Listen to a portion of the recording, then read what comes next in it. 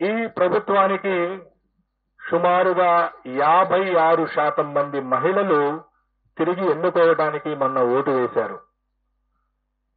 ఈ రాష్ట్రంలో ఉన్నటువంటి అన్ని వర్గాల మహిళల్లో ఎస్సీ, ఎస్టీ, బీసీ, మైనార్టీలు అనేది కాదు, ఓవరాల్ గా మహిళల్ని శాంపిల్ గా తీసుకుంటే 56% మంది మహిళలు ఈ పార్టీకి, వైఎస్ఆర్ కాంగ్రెస్ పార్టీకి ఓటు వేసినటువంటి పరిస్థితి.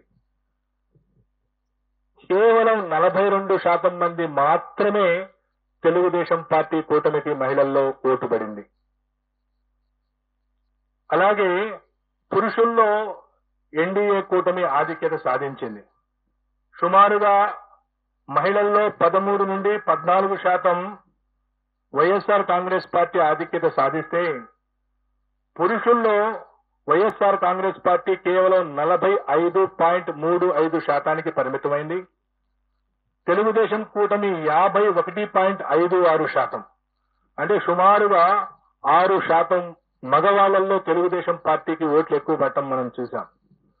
ఒకవైపు రాష్ట్రంలో మహిళల సంఖ్య ఎక్కువగా ఉండటం, మొన్న జరిగిన ఎన్నికల్లో 4,78,000 ఓట్లు, సుమారుగా 1.43% మంది మహిళలు పురుషుల కంటే అదనంగా ఓటు వేయటం, ఆ అదనంగా ఓటు వేసినటువంటి మహిళల్లో సుమారుగా 56% మంది వైఎస్ఆర్ కాంగ్రెస్ పార్టీకి ఓటు వేయడంతో పాటుగా, వైఎస్ఆర్ కాంగ్రెస్ పార్టీకి వెన్నుదన్నుగా నిలిచినటువంటి ఎస్సీ, ఎస్టీ, మైనారిటీ వర్గాలతో పాటుగా ఈ గత 4 ఏళ్లుగా ఈ ప్రభుత్వం అనుసరించినటువంటి అనేక అభివృద్ధి, గ్రామీణ ప్రాంతాల్లో అభివృద్ధి, అలాగే సంక్షేమ కార్యక్రమాలు, డైరెక్ట్ బెనిఫిట్ స్కీమ్స్ కారణంగా బీసీలలో కూడా వైఎస్ఆర్ కాంగ్రెస్ పార్టీ గణనీయమైనటువంటి ఓట్లు సాధించింది.